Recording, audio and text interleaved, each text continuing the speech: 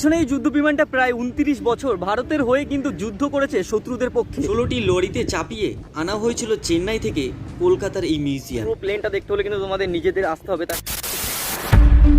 New town প্রতিদিন রূপ বদলে চলেছে সিটি অফ জয়ের এই নগরী। আর এবার পর্যটনকে আরো নিজের দিকে টানতে উদ্বোধন হলো new town aircraft museum. Ticket counter থেকে টিকিটটা কেটে চলে এলাম মিউজিয়ামের ভিতরে। এটা হচ্ছে এখানকার টিকিট, দেখো পার হেড 30 টাকা করে। তো টিকিটটা কাটলাম, এখন ভিতরে এসেছি। মিউজিয়ামের ভিতরে আসতেই চোখে পড়ল সবুজে ঘেরা রানওয়ের মাঝখানে মাথা উঁচু করে দাঁড়িয়ে থাকা Indian fighter plane. After the tone, please leave a message. Guys, প্রপেলারগুলো দেখো কত বড় বড়। একটা প্রপেলার, এখানে দুটো প্রপেলার এপারে আর ওপারে দুটো প্রপেলার রয়েছে। ভাবতে পারিনি এরকম যুদ্ধ বিমানকে ছুঁয়ে দেখবো। তো এটা সত্যি একটা ভাগ্যবান ব্যাপার, এতটা কাছ থেকে দেখছি বিমানটাকে।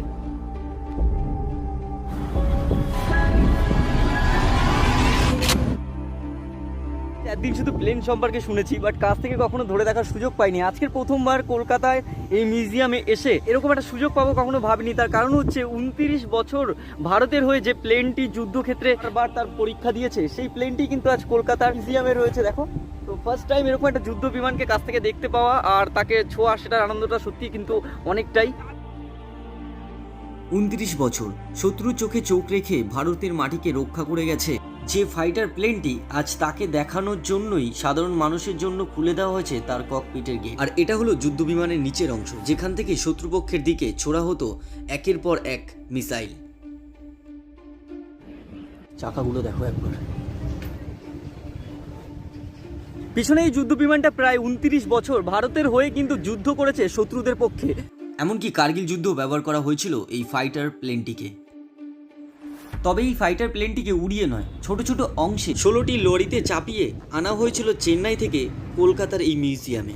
1988 সাল থেকে 2017 সাল পর্যন্ত ইন্ডিয়ান নেভিতে কর্মরত ছিল এই বিমানটি, যার ডাকনাম ছিল অ্যালবার্ট। এই মিউজিয়ামে যদি আসো তাহলে শুধু প্লেনটা নয়, এখানে কিন্তু অনেক কিছু রয়েছে। বাচ্চাদের জন্য কিন্তু পার্ক টাইপের একটা করা হয়েছে। ছোটদের কথা মাথায় রেখে তৈরি করা হয়েছে পাশেই একটি পার্ক, যেখানে ছোটরা নিজেদের মতো ইচ্ছা খুশি সময় কাটাতে পারবে এই পার্কে। প্লেনটাকে বাইরে থেকে আমরা এতক্ষণ দেখলাম, তো এবার প্লেনটার ভিতরে যাব, ঠিক কি কি রয়েছে এখানে তোমাদেরকে সবাইকে দেখাবো। তো চলো যাওয়া যাক ভিতরে। আমরা এয়ারক্রাফটের ভিতরে যাব। যে টিকিটটা গেট থেকে আমাদের দেওয়া হয়েছিল, সেই টিকিটটা এবার শো করতে হবে। এক সাইডে দুটো গেট, দেখো এই পারে একটা গেট গেছে আর এখানে আরেকটা গেট রয়েছে।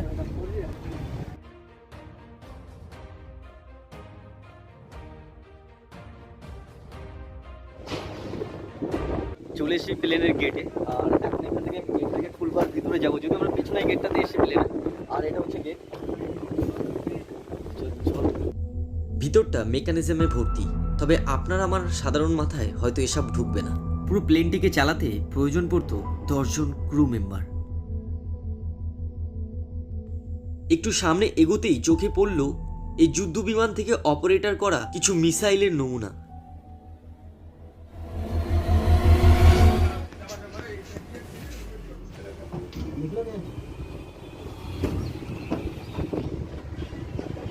যদিও গভর্নমেন্টের কোনো রকমভাবে পারমিশন নেই ভিতরে কোনো ভিডিও করা, তো আপাতত যতটা পেরেছি তা করে দেখেছি। তো সব থেকে বেটার হবে তোমরা যদি এখানে আসো, এসে নিজের চোখে দেখো, তো সেটাই হচ্ছে সব থেকে ভালো লাগার জিনিস। তো আপাতত ভিতরে আর কিছু নেই, নিচে নামলাম আর পুরো জায়গাটাকে তোমাদের এবার ঘুরে দেখাবো আর কি কি এখানে আছে।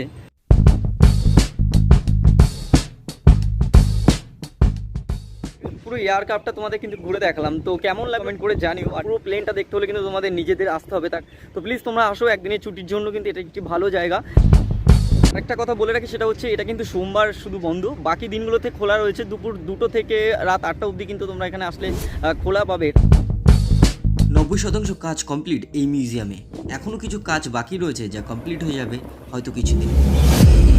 পুরো প্লেনটা ঘোরা হয়ে গেল, এবার আমরা ব্যাক করছি। ভিডিওটা তোমাদের কেমন লাগলো? যদি ভালো লাগে তাহলে অবশ্যই একটা লাইক করো, শেয়ার করতে ভুলো না। আর ইন্ডিয়ান যুদ্ধ বিমান সম্পর্কে এখানে আসলে অনেক কিছু জানতে পারবে। তো অবশ্যই আমি বলবো প্লিজ তোমরা ভিজিট করো এই জায়গাটাতে। দেখা হচ্ছে এরকমই নতুন কোনো ভিডিওর সঙ্গে। ততক্ষণের জন্য খুব ভালো থেকো, সাবস্ক্রাইব করো চ্যানেলটাকে। টাটা।